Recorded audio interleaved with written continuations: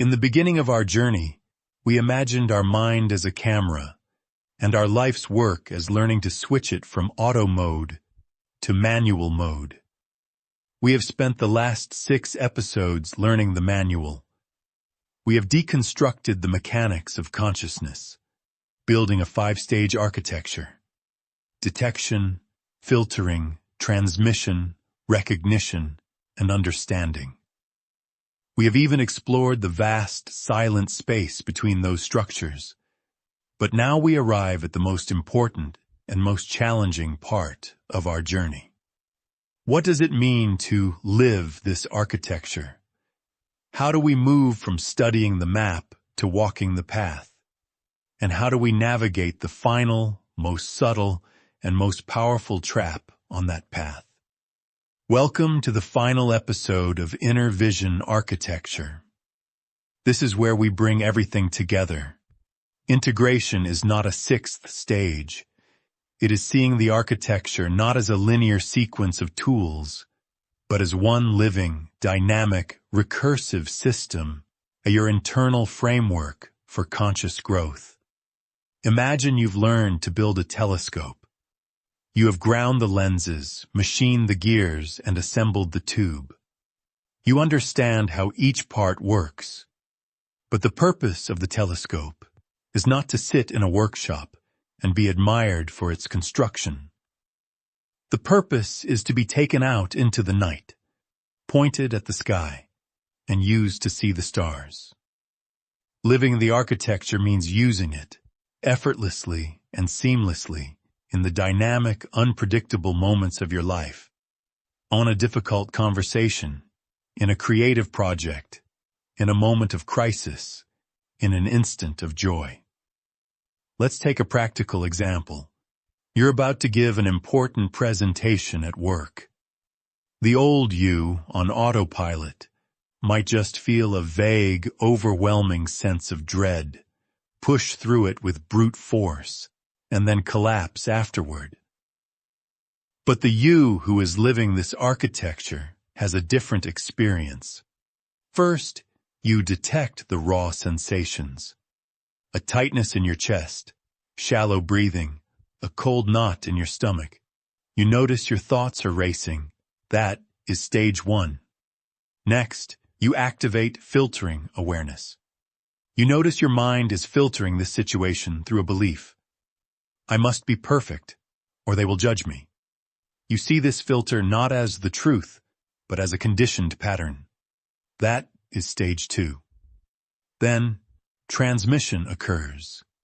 As you stay present with the feeling in your chest, a deeper sense of vulnerability surfaces. It's not just fear of judgment, it's a fear of being seen. That is stage 3. In a flash of recognition, you name this pattern. Ah, this is my old friend, the fear of inadequacy. I know this one. You see its signature clearly. That is stage 4. And then, understanding dawns. You have a compassionate insight into why this pattern exists. It comes from a childhood experience of being shamed for not being good enough. Its purpose was to protect you. That is stage 5. Now, having moved through the entire architecture in a matter of moments, you are in a completely different place. You are no longer a victim of your anxiety. You are in conscious relationship with it. And so, you can choose your response. You might take a few deep breaths to soothe your nervous system. You might silently thank that protective part of you for trying to keep you safe. You might consciously choose a different filter to look through, like, I am here to share something I care about. And then, you ground yourself, you walk to the front of the room, and you speak. This is a complete cycle. This is integrated inner vision. This is what it looks like to live the architecture.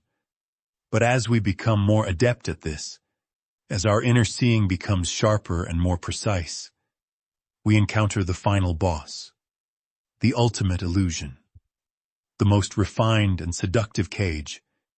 It is the subtle identification with the one who sees the structure. It is the meta-identity of I am the awakened one. I am the architect. I am the one who understands. This identity is powerful. It grants coherence, confidence, and profound insight. It feels like the pinnacle of the journey. But it too is a structure. It is a shortcut.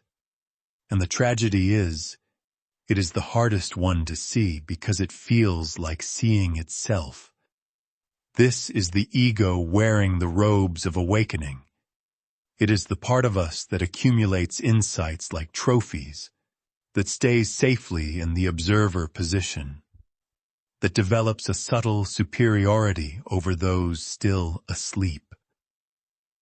It is the part that can deconstruct everyone else's rigidity while remaining rigid in its own deconstruction. It is the curse of always holding the scalpel and never being the wound. So what dissolves this final and most subtle cage? It is not more insight. It is not more cleverness.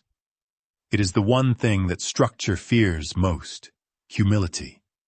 It is the willingness to say, maybe I don't know. The willingness to let go of the identity of the one who knows, and to step back into the vulnerable, uncertain, and alive space of not knowing. The willingness to let the mystery be mysterious. This is the ultimate teaching, the final recursion, seeing through even the seer. It is the recognition that the consciousness that knows it must keep shedding its skin is more fundamental than any skin it sheds. So the practice evolves. We move from seeing through to being with. We practice letting go of being the lens and instead becoming the mirror, the water, the breath. We practice letting others see themselves through our presence, not through our perception. We practice letting a conversation be plain, without scanning for a deeper meaning. We practice engaging in life with the trust that we don't need to map the labyrinth in order to dance in it.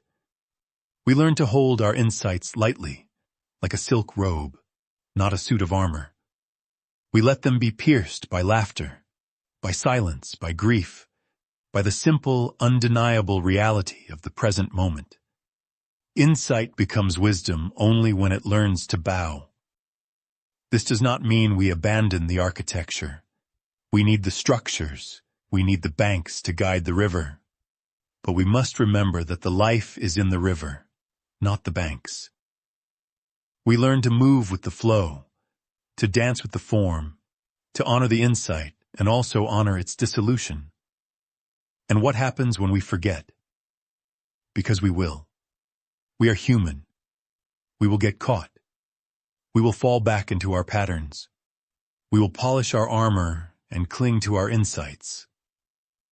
But the difference now is that we will remember, and we will laugh with a fierce gentleness.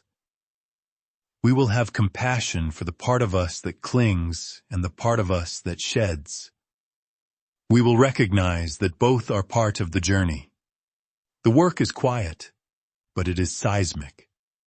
This is how worlds change, not through better arguments or cleverer systems, but through more and more people learning to meet in the field where transformation happens naturally. Not by pointing to the door, but by being the door. So we arrive at the end, which is of course a beginning. You now carry the architecture within you, not as a rigid blueprint, but as a living compass. A compass that will guide you back again and again to the present moment. A compass that will help you navigate the structures of your life with clarity and rest in the space between them with courage. You are not lost. You are emerging. This vision, this path, is not just a thought. It is a doorway. The path is pathless, and your presence is the guide. Thank you for walking this edge with us. Walk well, builder of the between. Let each step be a question, and each breath an offering. What we have found cannot be held, only lived, always.